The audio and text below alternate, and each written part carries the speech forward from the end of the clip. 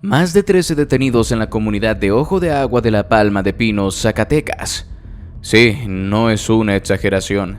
Más de 13 personas fueron detenidas luego de que las fuerzas de reacción inmediata le hicieran valor a su nombre, ya que de manera rápida y eficaz lograron neutralizar a diferentes hombres pertenecientes a los Chapitos. Pero ¿cómo lograron dar con ellos? Quédate hasta el final del video y descubre la verdad. La Fuerza de Reacción Inmediata Zacatecas, FRIS, había estado planificando este operativo durante semanas, con un análisis meticuloso de las actividades del cártel de los Chapitos, la facción de los hijos de Joaquín El Chapo Guzmán. La información que se había recabado a lo largo de los días de patrullajes e inteligencia había revelado una creciente presencia de los sicarios en la región de Zacatecas, específicamente en el área rural de Ojo de Agua de La Palma, una comunidad en el municipio de Pinos. La estrategia de las fuerzas de seguridad era clara: golpear al cártel de manera precisa y eficaz antes de que pudieran afianzar aún más su control sobre la zona. La operación, aunque cuidadosamente evaluada, fue también una respuesta directa a las constantes amenazas y ataques que la región había estado experimentando desde hace tiempo. Y el objetivo era claro: desmantelar las células criminales y, si fuera posible, dar un golpe contundente a la estructura de los Chapitos. Desde el inicio, la FRIS había trabajado en estrecha colaboración con el Ejército Mexicano, la Guardia Nacional y la Policía de Investigación de la Fiscalía General de Justicia del Estado de Zacatecas, FGJEZ.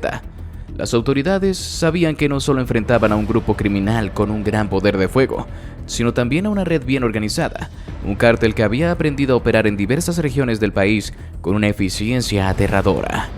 La presencia de los Chapitos en Zacatecas no solo estaba vinculada al tráfico de drogas, sino también a una serie de actividades ilícitas como extorsiones, robos de vehículos y secuestros, lo que había empeorado la situación de seguridad en el estado. El día del operativo, la tensión era palpable. Los oficiales y soldados involucrados sabían que este no sería un enfrentamiento sencillo. La zona de Ojo de Agua de La Palma, un área rural donde la visibilidad y el acceso son limitados, era ideal para las tácticas de guerrilla urbana que los sicarios del cártel usaban a menudo. A pesar de la ardua preparación y el conocimiento de los terrenos, las fuerzas de seguridad sabían que cualquier fallo podría resultar en un enfrentamiento directo y letal. La operación, que se llevaría a cabo a primera hora del día, aprovechando la visibilidad y las mejores condiciones de tiempo para coordinar un ataque efectivo. La primera parte del operativo se desarrolló sin mayores incidentes. Las fuerzas de seguridad, al avanzar por las rutas ya conocidas, comenzaron a rodear a la comunidad, asegurándose de bloquear todas las posibles salidas y minimizar el riesgo de que los sicarios pudieran escapar. Sin embargo, tan pronto como las fuerzas de reacción iniciaron el despliegue en la zona, se dieron cuenta de que los sicarios ya estaban preparados para defenderse. Un grupo de hombres armados abrió fuego desde el interior de una propiedad en las afueras del pueblo. La violencia de los disparos fue inmediata y sorpresiva, lo que dejó en claro que los sicarios estaban esperando este tipo de intervención. El tiroteo fue brutal desde el principio, y las fuerzas de seguridad rápidamente respondieron con una ferocidad proporcional a la amenaza que representaban los delincuentes. Uno de los sicarios fue abatido en los primeros minutos del enfrentamiento. Su muerte no solo representó un golpe para el cártel, sino también una señal de que las fuerzas federales y estatales estaban mucho mejor equipadas y entrenadas para enfrentarse a este tipo de situaciones. Las fuerzas de seguridad, bajo un mando coordinado y con el respaldo de unidades aéreas, no se detuvieron ante el primer obstáculo. Avanzaron con determinación, disparando en todas las direcciones, buscando neutralizar las amenazas que surgían de todos lados. En ese primer intercambio de disparos, la FRIS y los soldados del ejército mexicano respondieron con una precisión impresionante, obligando a los sicarios a retroceder hacia terrenos más protegidos.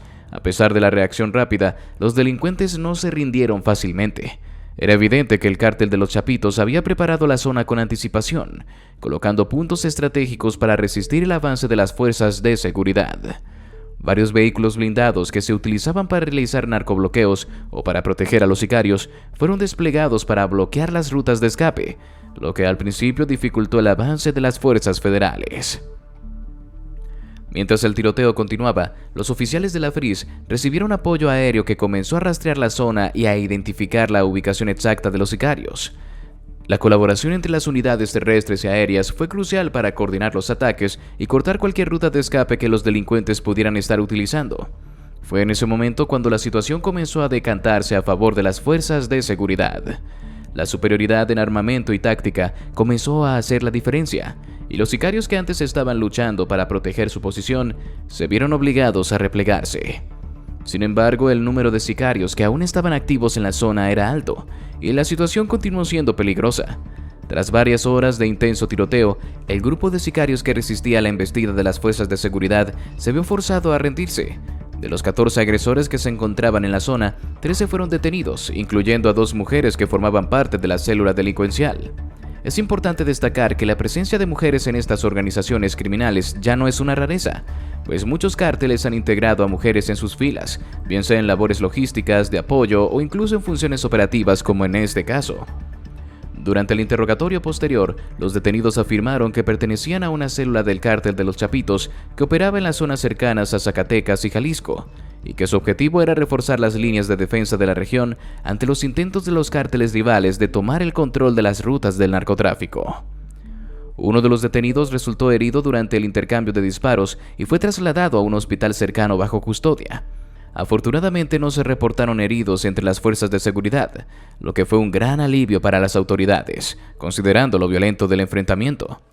La detención de estos individuos representó un golpe significativo para la estructura del cártel de los Chapitos en la región, y las fuerzas de seguridad estaban dispuestas a aprovechar esta oportunidad para desmantelar lo que quedaba de la célula criminal. En el lugar de la confrontación, las autoridades también aseguraron un arsenal impresionante. Entre las armas incautadas se encontraron rifles de asalto de alto calibre, cargadores, municiones y equipos tácticos que los sicarios utilizaban para llevar a cabo sus operaciones. Las fuerzas de seguridad también descubrieron diversos paquetes de drogas, presumiblemente cocaína y metanfetamina, que estaban destinados a ser distribuidos en la región. Además, se encontraron vehículos robados, lo que confirmaba que los sicarios no solo estaban involucrados en el narcotráfico, sino que también llevaban a cabo otras actividades ilícitas como el robo de vehículos. ¿Y ahora qué harían con los hombres que habían capturado? En los vehículos blindados viajaban los 13 detenidos, esposados, con la cabeza baja y el cuerpo adolorido después del enfrentamiento. 2 de ellos, las mujeres capturadas, intentaban mantener la compostura, pero era evidente que estaban conscientes de lo que les esperaba. Nadie hablaba, solo se escuchaba el rugido de los motores y las comunicaciones por radio entre los oficiales que coordinaban el traslado. Sabían que no podían bajar la guardia. Aunque los Chapitos acababan de sufrir una derrota, su capacidad de respuesta seguía siendo una amenaza latente. En cualquier momento una emboscada podía aparecer en el camino, pero la ventaja de la estrategia militar y la fuerza del Estado estaba de su lado. El trayecto fue tenso. Algunos de los sicarios intentaban sostener la mirada desafiante. Otros simplemente aceptaban su destino, resignados. El más joven, un chico de 16 años, temblaba levemente. Tal vez aún no entendía del todo el infierno en el que estaba a punto de entrar. Mientras tanto, en la prisión, los guardias ya estaban preparados para recibirlos. No era la primera vez que llegaban miembros de un cártel en condiciones similares, y ellos sabían perfectamente qué hacer. En este lugar la ley no se aplicaba con justicia, sino con puños, palos y botas, que golpeaban sin piedad. Para los recién llegados el castigo no se retrasaría. Serían recibidos como se recibía a cualquier otro delincuente que pensara que podía desafiar la autoridad. Cuando el convoy llegó a la prisión, los enormes portones de acero se abrieron lentamente con un chirrido metálico. Las luces del penal iluminaban la escena con un resplandor frío e impersonal. La estructura imponente, rodeada de torres de vigilancia y muros cubiertos de alambre de púas, se alzaba como un monstruo dispuesto a devorar a los que estaban a punto de entrar. Desde las celdas, algunos reclusos observaban con curiosidad. Sabían que algo importante estaba ocurriendo. Los rumores ya se habían esparcido. Los Chapitos habían caído, y ahora iban a conocer lo que significaba ser nada dentro de esos muros. Los detenidos fueron obligados a bajar de los vehículos con violencia. Los jalaban de los brazos, los empujaban sin darles tiempo a reaccionar. Uno de ellos tropezó y cayó de rodillas, pero un guardia lo levantó de un solo tirón, sin ninguna consideración. Los llevaron a un área oscura del penal, lejos de las cámaras de seguridad. Aquí no había protocolos de derechos humanos ni discursos sobre reinserción. Aquí solo existía el castigo, la humillación y la demostración de poder. Los prisioneros experimentados ya sabían lo que vendría, y algunos observaban con una mezcla de satisfacción y desprecio. Era la bienvenida a un mundo donde la ley no tenía cabida. Uno de los guardias, un hombre de complexión robusta y rostro endurecido por los años en el penal, fue el primero en acercarse. Miró a los detenidos con una sonrisa torcida. No tenía prisa. Sabía que tenía todo el tiempo del mundo para hacer lo que tenía que hacer. Con una seña, los demás custodios entendieron la orden. Sin previo aviso, uno de ellos lanzó el primer golpe, un puñetazo seco que impactó en el rostro de uno de los sicarios. El sonido del impacto resonó en el pasillo. No hubo tiempo para reaccionar. De inmediato los demás guardias se lanzaron sobre ellos golpeándolos sin piedad. Los sicarios intentaron cubrirse, pero era inútil. Eran 13 contra un grupo de hombres entrenados para someterlos. Las botas impactaban sus cuerpos sin descanso. Los puños se hundían en sus estómagos, sus costillas y sus caras. El sonido de los golpes se mezclaba con jadeos de dolor y respiraciones entrecortadas. Uno de los sicarios, un hombre de 25 años, trató de levantarse, pero un rodillazo en el rostro lo derribó de nuevo, escupiendo sangre sobre el suelo de concreto. A su lado, otro de los capturados se doblaba por el dolor mientras recibía patadas en las costillas, sintiendo cómo el aire se le escapaba con cada impacto. Una de las mujeres intentó gritar, pero un golpe en el abdomen la dejó sin aliento. Cayó de rodillas, con las manos atadas, viendo cómo sus compañeros eran reducidos sin ninguna posibilidad de defensa. Los custodios no se detuvieron. Sabían que el castigo no solo era físico, sino también psicológico. Lo sometían para dejar claro quién mandaba en ese lugar. Un guardia tomó a uno de los más jóvenes por el cuello y lo levantó contra la pared. «Te creías muy cabrón allá afuera, ¿verdad?», le dijo antes de lanzarlo de espaldas contra el suelo. El chico apenas pudo reaccionar antes de que un puño le impactara en el rostro con tanta fuerza que su cabeza golpeó el concreto con un sonido sordo. Su nariz comenzó a sangrar de inmediato. Los golpes continuaron. Los detenidos ya no tenían fuerzas para resistir. Algunos apenas podían mantenerse de rodillas, otros simplemente se desplomaron en el suelo, sus cuerpos cubiertos de moretones, sangre y sudor. No había piedad, no había compasión. Este era el castigo por desafiar a la autoridad, por pensar que su lealtad al cártel los hacía intocables. En este lugar no eran nada. Cuando finalmente los guardias se cansaron, tomaron a los prisioneros como si fueran muñecos rotos y los arrastraron hasta sus celdas. No había cuidados médicos, no había ningún tipo de atención. Los lanzaron dentro de los cubículos de concreto como si fueran sacos de basura, sus cuerpos inertes golpeando el suelo sucio y frío. Algunos intentaron moverse, pero el dolor era demasiado intenso. Respiraban con dificultad, sus costillas dolían con cada intento de inhalar el aire. La sangre aún goteaba de sus rostros, mezclándose con el polvo de la prisión. Las horas pasaron y los sicarios continuaban tendidos en sus celdas, sin fuerzas para moverse. El silencio de la prisión era interrumpido solo por la respiración pesada de los golpeados, por el crujir de los cuerpos tratando de acomodarse en el suelo de concreto.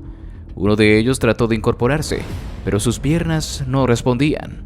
Su rostro estaba hinchado, su labio partido, un ojo completamente cerrado por la inflamación. ¿Y ahora qué se le diría a la prensa? ¿Será que la gente estaría bien con estas medidas? ¿O se están pasando de la raya? Esa mañana, el jefe de la FRIS, un hombre curtido por años de experiencia combatiendo al crimen organizado, se preparaba para una rueda de prensa que marcaría el inicio de una nueva era en la lucha contra los cárteles en Zacatecas. Su rostro endurecido por la guerra diaria contra el narcotráfico reflejaba una firmeza inquebrantable. Había pasado la noche revisando informes, coordinando el traslado de los detenidos y asegurándose de que cada detalle del operativo estuviera bien documentado. Sabía que sus palabras debían ser contundentes. La población esperaba un mensaje claro, los criminales una advertencia innegable, y sus propios hombres la confirmación de que estaban en el lado correcto de la historia. El edificio de la comandancia estatal estaba rodeado de patrullas y militares en posición de vigilancia. Había agentes armados en cada acceso, listos para responder ante cualquier amenaza. El gobierno estatal y federal estaban completamente alineados con la estrategia de la FRIS y la presencia de tantos elementos de seguridad dejaba en claro que no estaban dispuestos a ceder un solo centímetro al crimen organizado. La prensa había llegado desde temprano, ansiosa por obtener declaraciones oficiales. Los flashes de las cámaras destellaban mientras los reportes susurraban entre ellos, tratando de anticipar lo que se diría en esa conferencia. Cuando el jefe de la FRIS salió al podio, el silencio se impuso. Su presencia emanaba autoridad. Vestía su uniforme táctico con el chaleco antibalas ajustado y las insignias de su unidad en el pecho. Miró a la audiencia con una serenidad impenetrable, permitiendo que el peso de la tensión en el aire se asentara antes de hablar. «Buenos días», comenzó con voz firme y grave, sin necesidad de elevar el tono. Lo que ocurrió ayer en Ojo de Agua de La Palma no fue un evento aislado. No fue un golpe de suerte ni una casualidad. Fue el resultado de un trabajo de inteligencia que llevamos desarrollando durante semanas. Fue una acción contundente para restablecer la seguridad en nuestro estado. Y quiero dejar algo muy claro. Esto es solo el principio. Su declaración inicial encendió la atención de los presentes. Los reporteros comenzaron a tomar notas frenéticamente, algunos preparándose para hacer preguntas. Pero el jefe de la FRIS no había terminado. Se apoyó ligeramente en el atril, fijando su mirada en cada uno de los periodistas frente a él.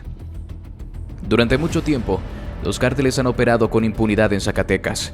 Han aterrorizado a nuestras comunidades, han envenenado a nuestros jóvenes con sus drogas, han asesinado a nuestros policías y militares. Creyeron que podían doblegar al Estado, que podían intimidarnos con su violencia, pero se equivocaron. Lo que vieron ayer es solo el inicio de una serie de operativos que no se detendrán hasta que erradiquemos de raíz a todas las organizaciones criminales que amenacen la paz de nuestra gente. Las palabras resonaron con un eco de determinación. No había titubeo, no había espacio para la duda. Cada frase era un golpe directo al enemigo, un mensaje claro de que la FRIS estaba declarando una guerra total contra el crimen organizado. El cártel de los Chapitos pensó que podía desafiar a la autoridad de nuestro territorio. Continuó. Reaccionaron como cobardes, atacando nuestras fuerzas con todo lo que tenían. Pero al final se rindieron. Sus hombres fueron capturados, sus armas decomisadas, su estructura en esta región debilitada. Y que esto sirva de advertencia para cualquier otro grupo criminal que crea que puede tomar Zacatecas como su coto de poder. No vamos a detenernos. No nos interesa negociar con criminales. No nos interesa hacer pactos con asesinos. Nos interesa limpiar este estado, devolverle la paz a nuestra gente, y les aseguro que lo vamos a lograr. Los flashes de las cámaras aumentaron. Algunos periodistas se removieron de sus asientos, sintiendo la gravedad de las palabras que estaban escuchando. No era la típica declaración política llena de ambigüedades. Era una promesa de guerra total. El operativo de ayer nos permitió identificar nuevas células criminales en diferentes puntos del estado, prosiguió el jefe de la FRIS, levantando un documento con imágenes satelitales y mapas de operaciones criminales. Sabemos dónde se mueven, sabemos quiénes son y sabemos cómo operan. Y en los próximos días, en las próximas semanas, vamos a ir a por ellos, uno por uno. Su voz era una sentencia. Los cárteles debían entender que sus días estaban contados en Zacatecas. No habría tregua, no habría descanso.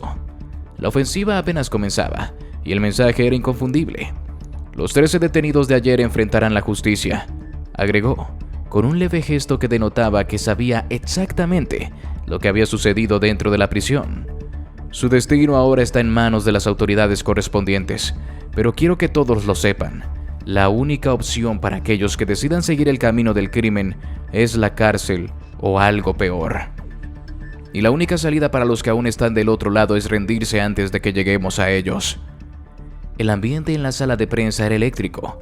Se podía sentir la intensidad de las palabras flotando en el aire. Nadie hablaba, nadie interrumpía. Era como si cada persona presente supiera que estaba presenciando el inicio de una nueva era en la lucha contra el crimen en Zacatecas. El jefe de la FRIS se tomó un momento para respirar profundamente antes de continuar. Miró a las cámaras, asegurándose de que su mensaje llegara a cada rincón del estado y más allá. A la ciudadanía quiero decirle algo muy importante, expresó con un tono más pausado. Sabemos que han vivido con miedo. Sabemos que muchas familias han sido víctimas de la violencia, pero quiero que sepan que no están solos. Estamos aquí para protegerlos, y aunque esta guerra no será fácil, les prometo que no vamos a retroceder. No vamos a ceder. Este gobierno, nuestras Fuerzas Armadas, la Guardia Nacional y la FRIS estamos juntos en esta lucha. No permitiremos que Zacatecas siga siendo un campo de batalla para los criminales. Los aplausos estallaron en la sala. No eran comunes en una rueda de prensa como esta, pero la gente sentía que estas palabras tenían peso, que no eran solo promesas vacías. El jefe de la FRIS levantó la mirada una última vez antes de terminar su discurso. A todos los criminales que nos están viendo, huyan mientras puedan, porque si los encontramos, no habrá segundas oportunidades. Y así llegamos al final de este video. Si te gustó, te invito a que nos des tu me gusta para seguir haciendo más videos como este. Además de que no olvides suscribirte y activar la campanita para que no te pierdas ninguno de nuestros nuevos videos. Te deseo un gran día. Hasta la próxima.